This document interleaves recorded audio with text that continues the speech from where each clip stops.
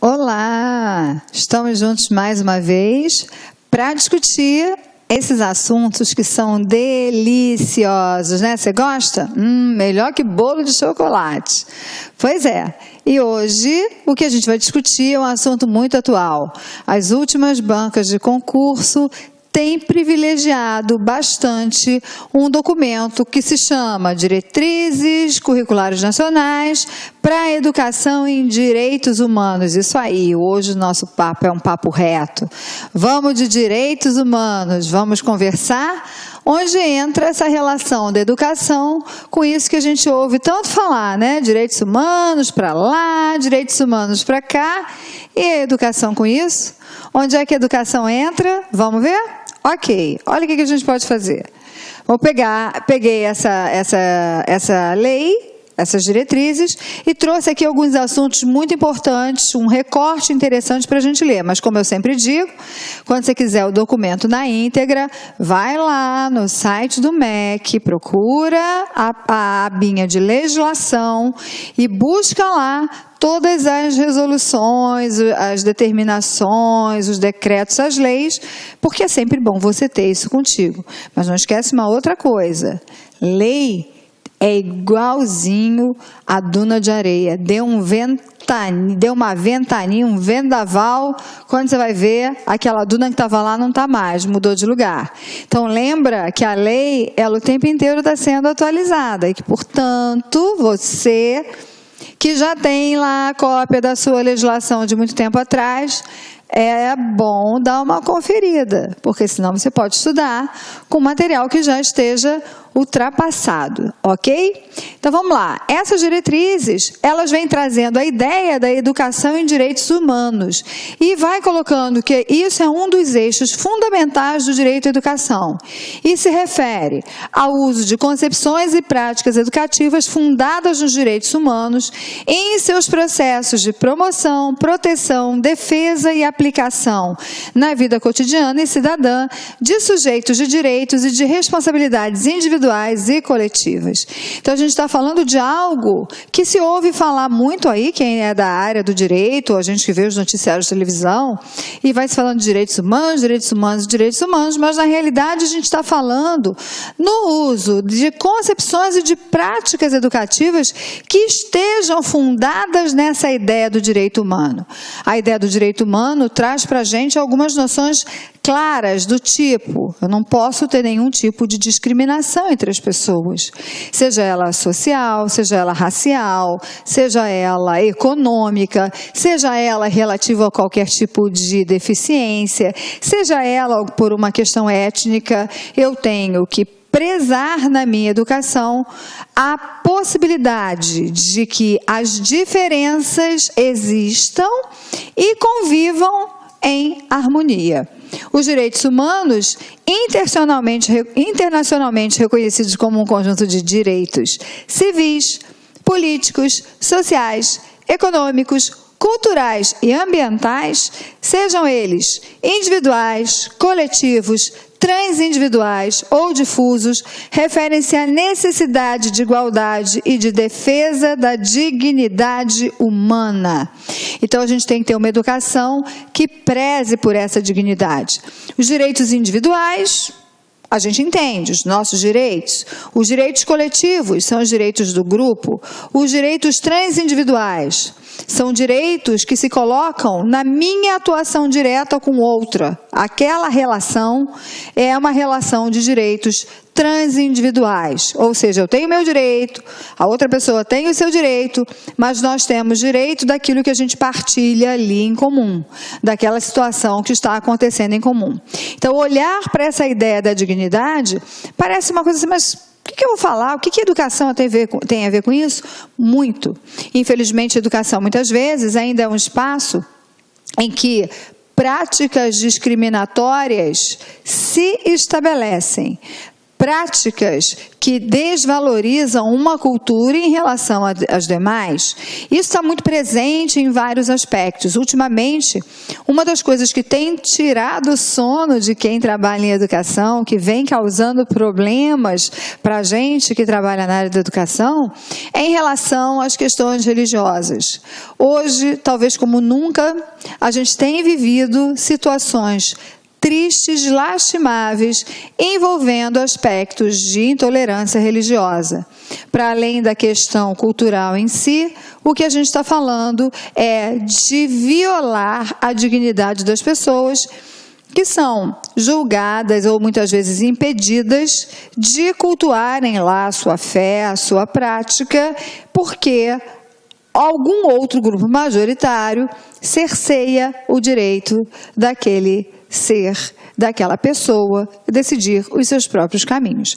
Essa é uma discussão que, portanto, a gente precisa pensar. Não é uma discussão especificamente única do professor. Tudo que é do professor é também das instituições educativas, é dos sistemas educacionais, é de toda a ideia da própria estruturação da educação.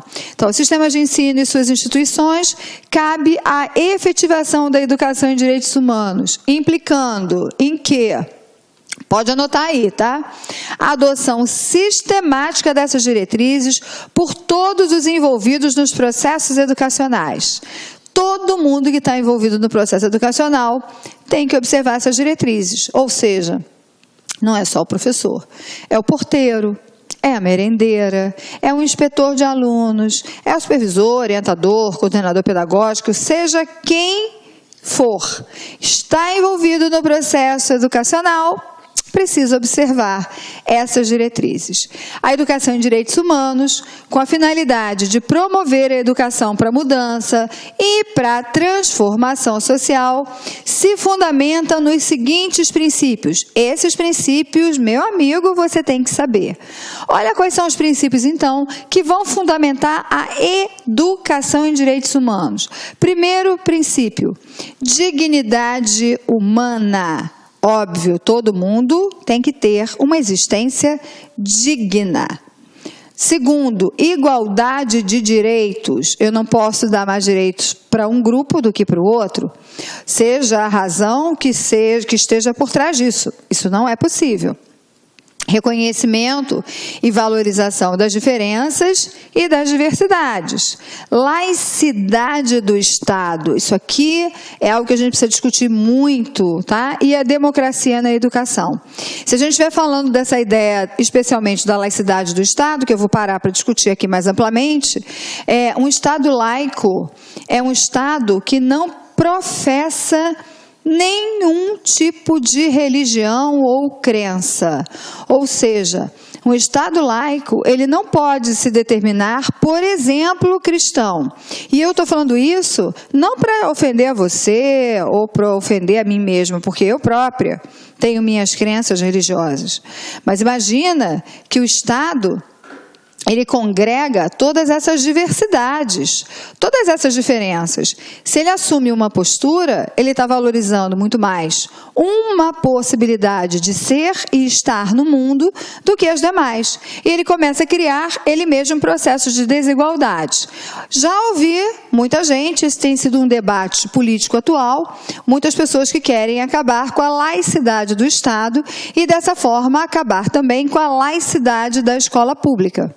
Acabar com a laicidade da escola pública significa fomentar processos de discriminação, fomentar situações de desvalorização que não vão trazer nenhum benefício para nós. O Estado laico e a escola laica não permitem, por exemplo, que uma escola pública traga seus alunos todos os dias na hora da entrada para rezar, seja lá o que for que vá rezar. Isso não cabe num Estado laico. Eu estaria com esta prática fazendo com que todos os meus alunos se curvassem ante a minha religiosidade, ante os meus desejos. Para e pensa. Mesmo que a sua prece inicial, a sua oração, seja o que for aquele momento inicial, seja um momento bastante ecumênico, bastante cristão, Nem todos os nossos alunos são cristãos. Já parou para pensar isso?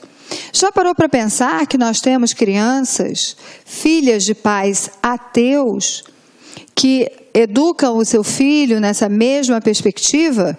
Como é que fica essa relação? Então, a escola precisa ter um cuidado muito grande com aquilo que ela professa. E esse cuidado vai além dessa ideia do início da aula, de alguma oração, alguma coisa assim. Mas essa ideia está presente também quando a gente coloca alguns CDs de música para a criança cantar. Existem CDs bonitinhos, com as musiquinhas próprias para as crianças tchutchucas pequenininhas lá da educação infantil. Mas são CDs de certos cantores gospel, de certos cantores.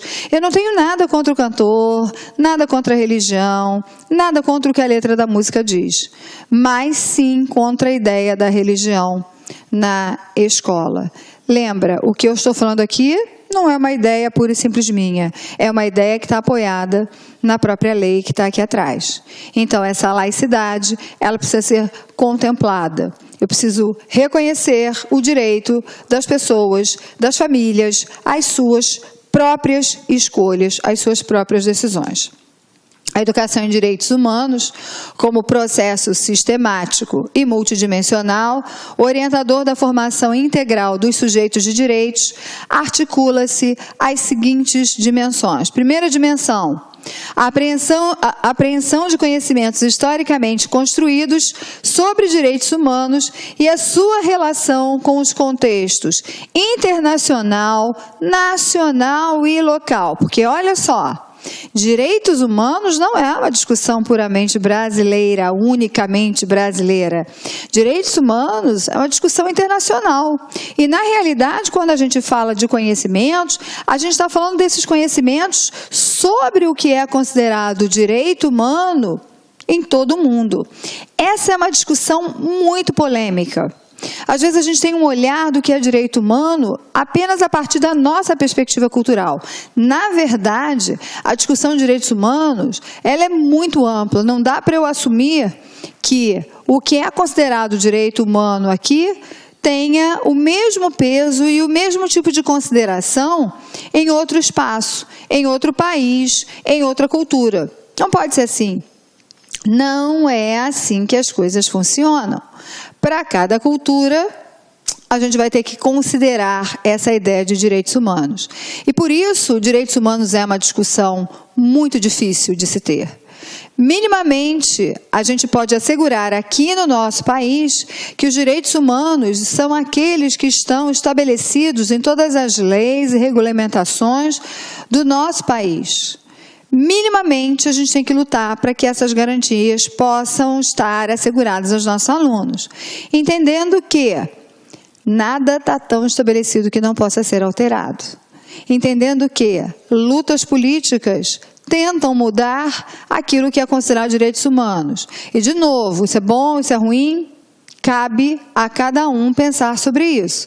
Mas, na realidade, é a gente entender que mesmo o que é considerado direitos humanos está sempre em permanente processo de negociação, de mudança ou não mudança a partir dessas negociações, mas em permanente momento de discussão, de pensar e de ampliar as possibilidades do entendimento do próprio termo. A afirmação de valores, atitudes e práticas sociais que expressem a cultura dos direitos humanos em todos os espaços da sociedade. Então, é afirmar com os valores, é afirmar com as suas atitudes que essas culturas expressas pelos direitos humanos em todos os espaços da sociedade precisam estar articuladas com a situação da própria escola, com o trabalho pedagógico. Formação de uma consciência cidadã capaz de se fazer presente em níveis cognitivo, social, cultural e político. Gente, olha, formação de uma consciência cidadã é uma tarefa imensa. A gente sabe que, de acordo com a LDB, essa ideia de cidadania ela está muito presente a partir do ensino fundamental, como uma responsabilidade da escola mesmo. Escola ajudando as crianças a trabalharem, ampliarem, se tornarem cidadãos plenos, exercerem a sua cidadania. A formação dessa consciência cidadã é uma tarefa difícil. Significa atuar junto ao aluno para que ele pense, para que ele decida, para que ele faça as suas escolhas e que isso seja feito, essa consciência ela esteja para além da perspectiva escolar, mas que ela esteja também feita a nível de uma cidadania cognitiva, de uma cidadania social, de uma cidadania cultural e de uma cidadania política, respeitando, não esqueça, dignidade humana, diversidade, as questões das diferenças, entendidas como pertinentes ao contexto humano. Desenvolvimento de processos metodológicos, participativos e de construção coletiva, utilizando linguagens e materiais didáticos contextualizados. Então, assim, a ideia da contextualização é extremamente importante quando a gente fala da ideia de direitos humanos. Fala, galera, e aí, você está gostando dessa super aula? Você vai fazer o concurso para o Magistério do Rio de Janeiro? Então não perca tempo. Acesse o nosso site cidconcursos.com.br e adquira a turma completaça por apenas 10 parcelinhas de R$20. É o melhor custo-benefício do mercado. Então, meu companheiro, minha companheira, está esperando o quê? Venha para o Cid Concursos e seja um aluno diferenciado. Clique lá.